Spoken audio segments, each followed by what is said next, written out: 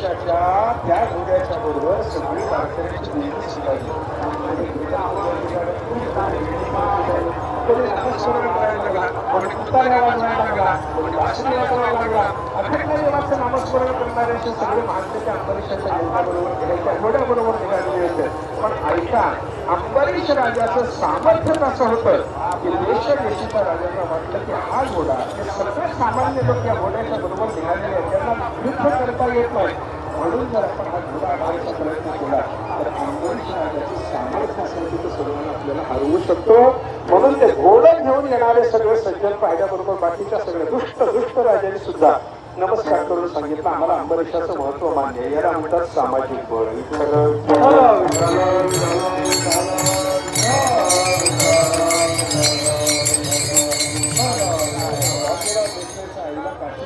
यात्रा करण्याची इच्छा झाली.